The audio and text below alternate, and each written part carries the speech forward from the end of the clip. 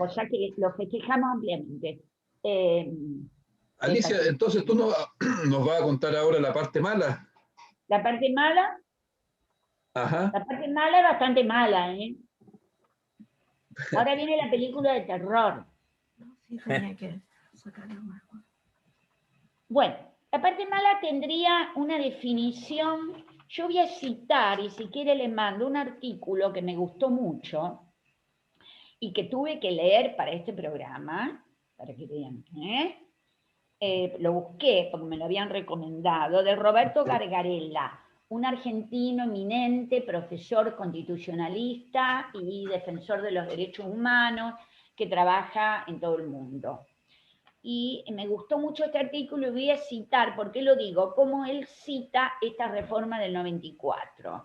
El artículo está muy bien explicada, si quieren se lo mando. A mí me parece que sería útil porque dice los peligros de una reforma, ¿no?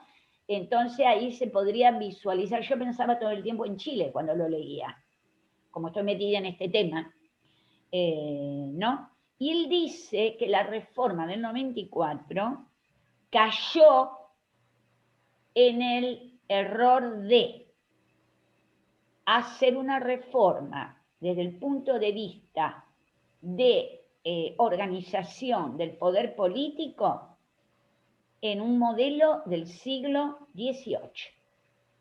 Es decir, que en cuanto a modelo de organización del poder político, la reforma del 94 sigue un modelo del siglo XVIII, es decir, lo sigue Rousseau, sigue un modelo de la Constitución norteamericana. Es decir, no se separa en cuanto a organización del poder político, no se separa de sus orígenes, que es la Constitución de 1853, ¿no? Pero que en los derechos y los nuevos derechos hace un modelo del siglo XXI.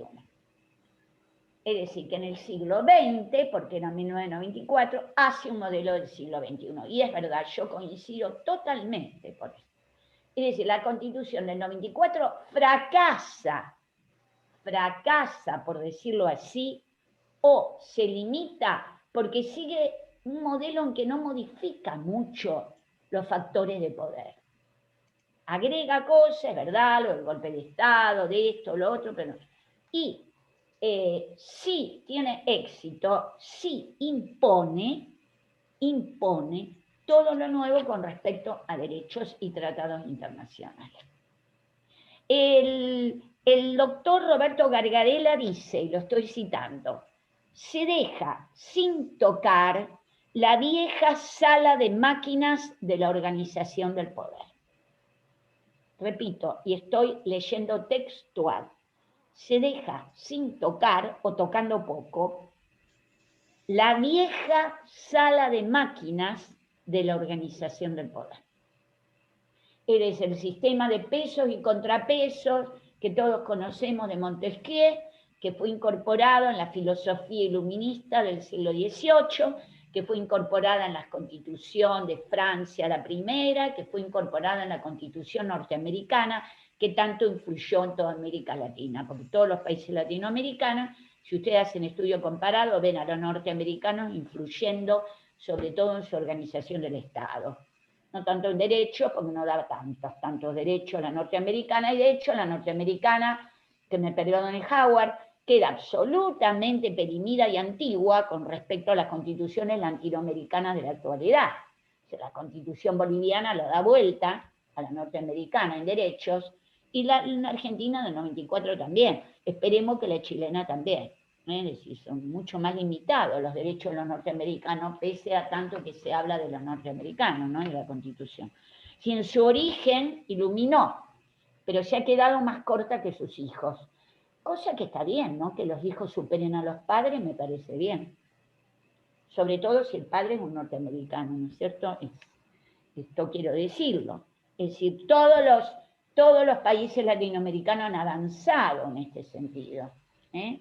Inclusive aquellos que han avanzado menos, como los de Centroamérica. ¿Qué más podemos decir que es lo malo, digamos? Lo malo, lo que me preocupa, digamos. Lo que nos preocupa. Los nuevos derechos, sí, todos estos nuevos derechos, escuchen bien, la película de terror, como la organización del Estado es antigua, entonces obstaculiza el cumplimiento de los nuevos derechos.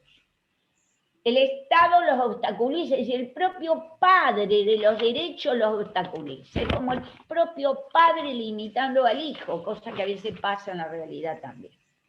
El Estado pone barreras, pone requisitos, pone burocracia. Entonces uno quiere hacer cumplir los derechos de los indígenas y está 80 años tratando de hacer eso. Porque el Estado tiene tanto requisito y tanta vuelta para que los pobres indígenas tengan sus derechos que obstaculiza. ¿Se entiende? Es decir, el Estado ha creado derechos, pero como no se ha modernizado en el aparato del Estado, opera como obstáculo. Ojo, atención con esto.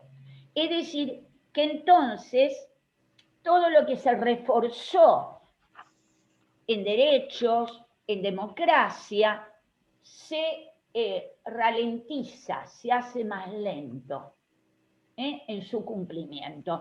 Es decir, ¿aparecen? Sí. ¿Son legales? Sí. ¿Puedo hacer uso de esos derechos? Sí.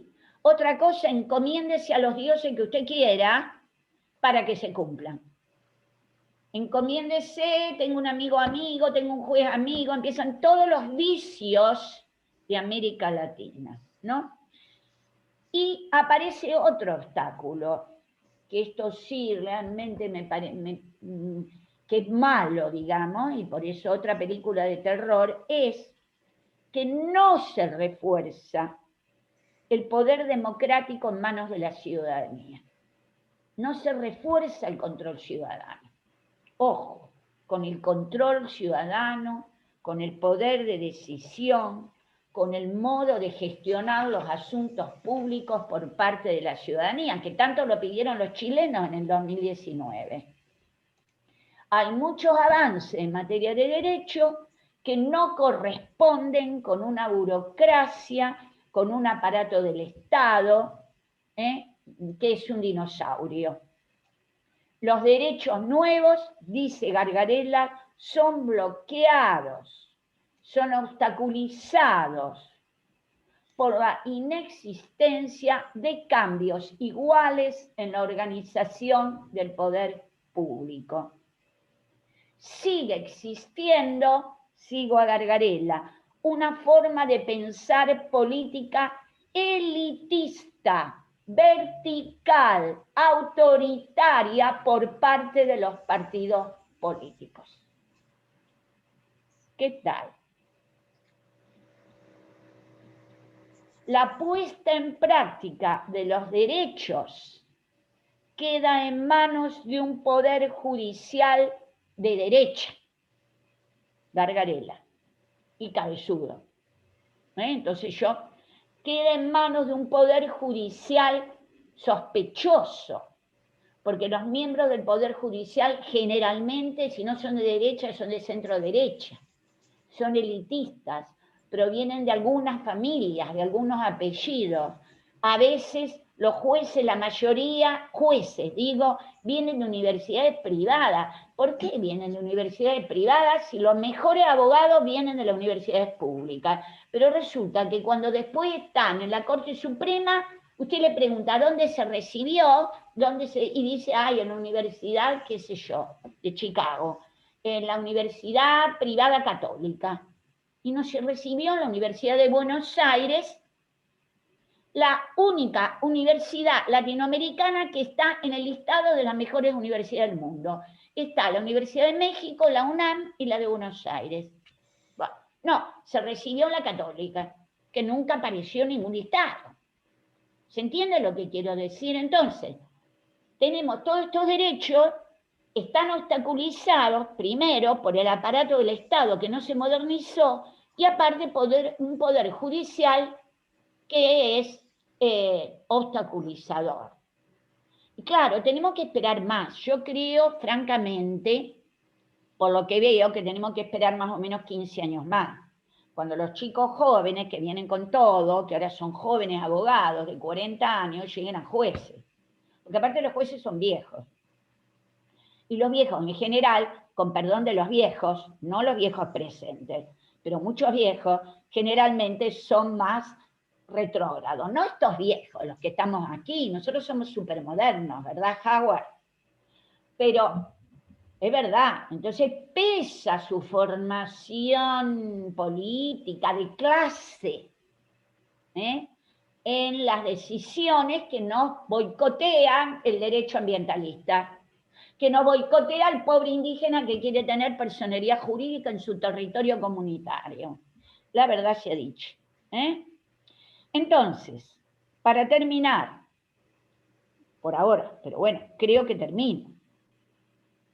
La Constitución del 94 es ineficaz en las promesas de participación popular, que las hay. Es ineficaz en darle mayor voz a la ciudadanía, y en democratizar en general la sociedad en cuanto a organismos del Estado. Es eficaz en darle más derechos, pero estos se encuentran muchos obstáculos, no son suficientes.